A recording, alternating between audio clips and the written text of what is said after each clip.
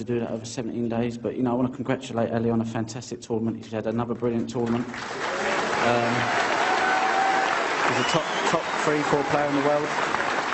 You know, he hasn't been well, and he's come back to have a brilliant tournament. He showed everyone here at Sheffield and everyone watching what a fantastic player he is. So I just want to, you know, he's had another brilliant World Championship. So, and it's been great here all week with all these fans. You know, I've come here to try and entertain this tournament because I just wanted to show people what I was capable of, and you know, that was my main intention.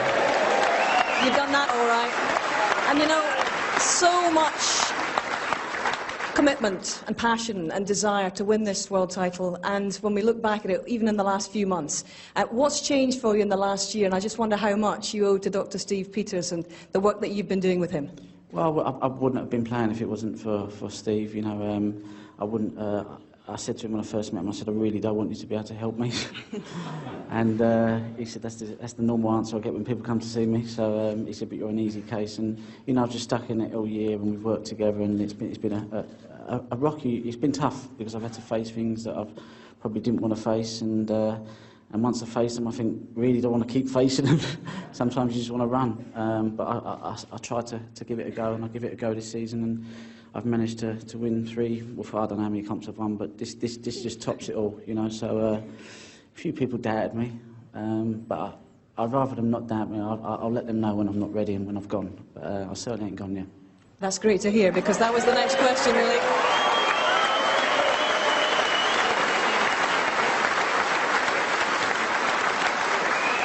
You said after the semi-final, if you could bottle that winning feeling after winning that semi-final, you'd keep playing for 300 years. So what is the plan now? How many more world titles could you target, Ronnie? I'm not going to put a number on it. I'm not even going to make any decisions at the moment. You know, I'm having a good 6 months off. I'm going to enjoy my time with this little man here, my little daughter, and I'm going to have a nice, good break, and I'll assess the situation.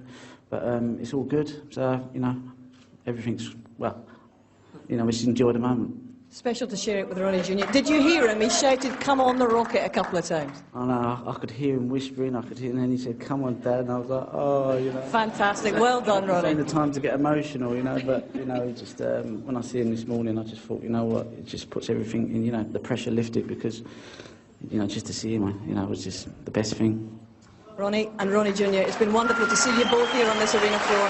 Congratulations, well done, Ronnie. You're champion, ladies and gentlemen.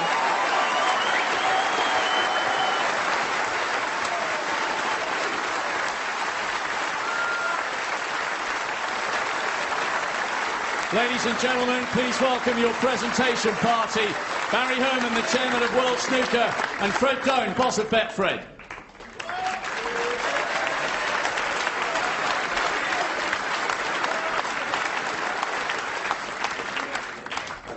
Your runner-up, what a 17 days he's had. What a brilliant end to a tough season. Ladies and gentlemen, your appreciation for Ali Carter.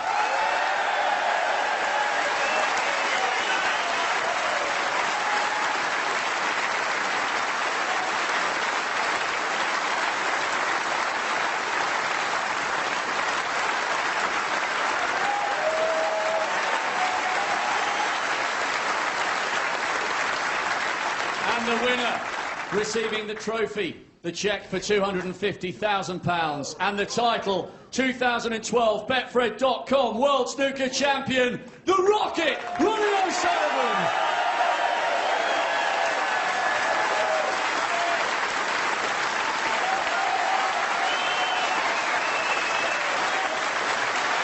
Your champion, Ronnie O'Sullivan.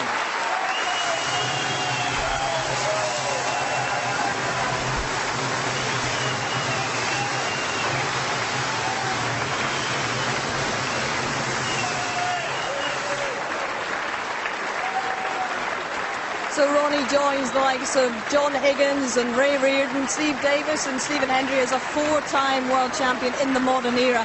And he's reticent, obviously, guys, to say how many are in him. How many more do you think are in him? As many as he wants to have in him, simple as that. He's got more talent than any human being has a divine right to have. He's been sprinkled with stardust, that boy, he really has. And when he puts it all in, he's unplayable at times. That's how good he is. sum up his Crucible campaign this time, compared with the other three?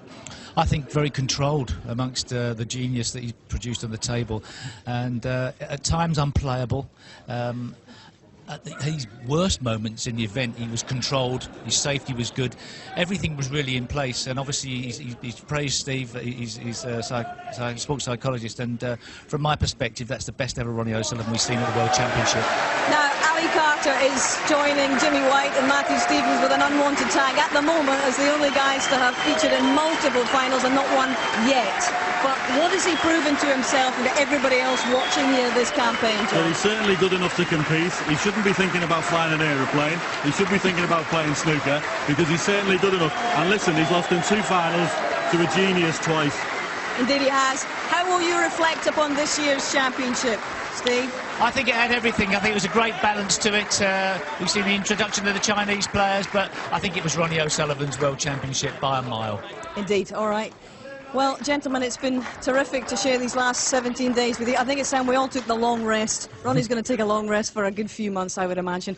But that is it from the Crucible for 2012 and the Betfred.com World Championship. I hope you've enjoyed it. It's certainly been controversial. It's certainly been captivating. But at the end of it all, the rocket has landed for a 4th time. Mission accomplished. Bye-bye.